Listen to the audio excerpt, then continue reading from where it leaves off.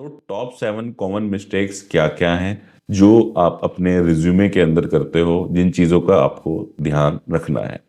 दोस्तों, सबसे पहली जो कॉमन मिस्टेक है क्या है कि रिज्यूमे या सीवी जो है आपका वो अपडेटेड नहीं होता जॉब अप्लाई करते समय।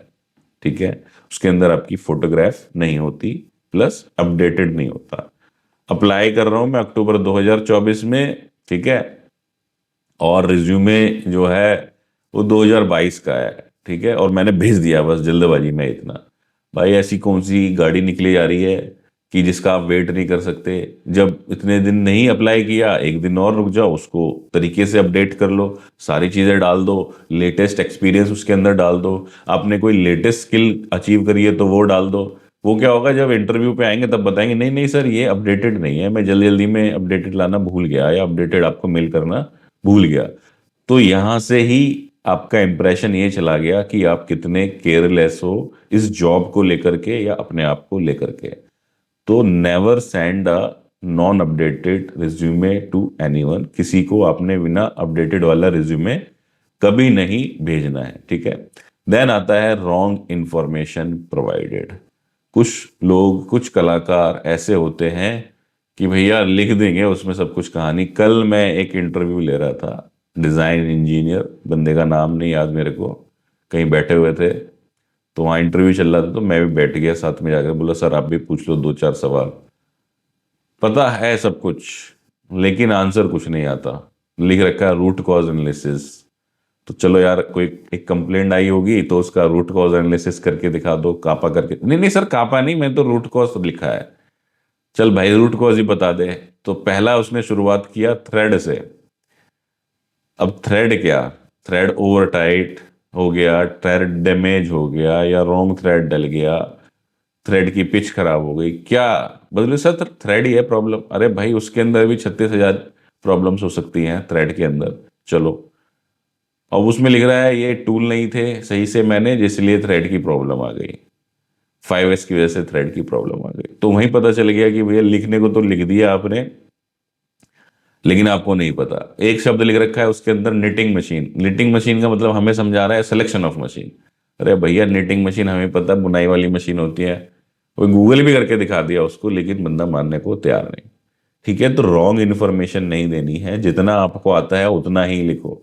क्योंकि जो इंटरव्यूअर है ना, उसके पास कुछ नहीं है, ये एक तरीके से आपका रिज्यूमे ही है सवाल करने के लिए। अगर आप उसी के अंदर वो चीजें लिखोगे जो आपको आती हैं, आपने एक्चुअल में करी हैं, तो आपका इंटरव्यू और रिज्यूमे उतना ही बढ़िया होगा। ठीक है। देन है स्पेलिंग एंड टाइपो एरर से आप बचो, कि स्पेलिंग मिस्टेक्स वगैरह जो हैं उनको देख लो ना हो, टाइपिंग एरर्स ना हो। इसके लिए कुछ जो है ऑनलाइन साइट्स हैं, जैसे ग्रामरली है, उसको आप यूज़ कर सकते हो। कोई ग्रामरली वालों ने हमें पैसे नहीं दिए, लेकिन आप उसको यूज़ कर सकते हो वहाँ से।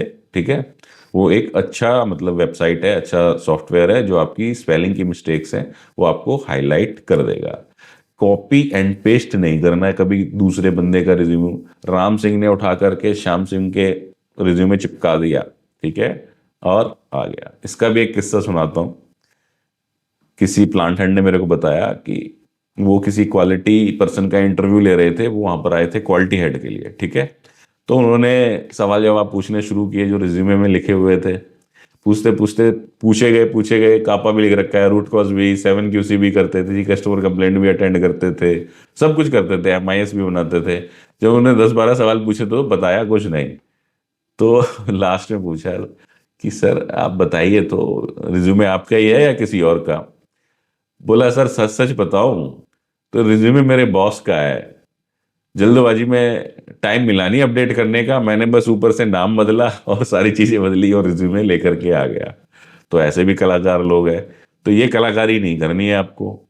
ठीक है, अपना ही रिज्यूमे आपको लेकर के जाना है, अपना ही रिज्यूमे आपको फॉरवर्ड करना है। ठीक है, कॉपी पेस्ट नहीं करना। तो कॉपी पेस्ट करोगे तो भैया फिर कॉपी पेस्ट जैसा ही आपका सिलेक्शन होगा। ठीक है, वो बोलते हैं ना, नकल के लिए भी अकल चाहिए। अगर अकल ही नहीं है आपके पास तो नकल क्या करोगे? ठीक है। रॉन्ग ऑर्डर ऑफ एक्सपीरियंस, इसमें क्या होता है, अक्सर लोग जो पुराना वाला है उसको ऊपर लिख देंगे। सपोज मैं कहीं जॉब कर रहा था 1990 में, तो वो पहले उसको दिखा दिया, फिर 2000 में आ गया, फिर 3000 में आ गया, फिर 4000, नीचे नीचे नीचे जाते जा रहे हो। जबकि जो आप इंटरव्यूअर है उसको इंटरेस्ट है आपके लेटेस्ट जो एक्सपीरियंस है वो क्या था, वहां आपने क्या काम किया, क्या आपने वहां सीखा, क्या चीजें आपने वहां इंप्लीमेंट करी, क्या चीजें आपने वहां अचीव करी। तो हमेशा जो एक्सपीरियंस या एजुकेशन का जो ऑर्डर है आपको वह डिसेंडिंग ऑर्डर में ही लगाना है, उसको उल्टा नहीं लगाना। मतलब बढ़ते हुए क्रम में नहीं लगाना, घटते हुए क्रम में लगाना है। सपोज आप कहीं पर 2022 से करंट तक वर्किंग हो तो डालोगे 2022 से करंट उस कंपनी का नाम, देन वहां पे क्या क्या कर रहे हो आप, देन उसके बाद जो उससे पिछली कंपनी थी, देन उसके बाद, देन उसके बाद, इस तरीके से चीजें आपको करनी है। ठीक है। JDs and achievements clearly note mention. JD का मतलब होता है जॉब डिस्क्रिप्शन। आप जिस जगह पर काम कर रहे हो वहां पर आपकी क्या जिम्मेदारियां थी और आपने क्या चीजें अचीव करी। दोनों चीजें बिल्कुल अलग अलग हैं, कुछ लोग इसमें खिचड़ी पका देते हैं।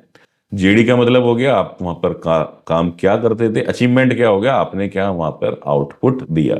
सपोज जेडी मेरा हो सकता है कि मैं वहां पे प्रोडक्शन मैनेज करता था, आउटपुट क्या हुआ, मैंने ओई को 80 से बढ़ा करके 85% कर दिया by reducing the cycle times. Sorry, cycle time नहीं, by reducing the down times. ठीक है।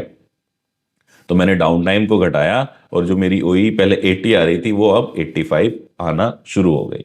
तो ये आपने जेडी और अचीवमेंट्स को क्लियरली मेंशन करना है। ठीक है। देन आता है पुअर फॉर्मेटिंग। ऐसा ना हो कोई शब्द बड़ा जा रहा है, कोई छोटा जा रहा है, कोई इधर डांस कर रहा है, कोई उधर डांस कर रहा है। ये सारी चीजों से आपको परहेज करना है। ठीक है। और अचीवमेंट्स में भी ये होता है कि जितना आप उसमें डाल सको कि भाई आपने काइजन करे इतने, ठीक है, और ये इम्प्रूवमेंट्स करी, वो आप अलग से डाल दो। नहीं तो इंटरव्यूअर आपसे पूछ रहा होता है, अच्छा जी आप वहाँ काम क्या करते थे, सर मैं तो ये करता था।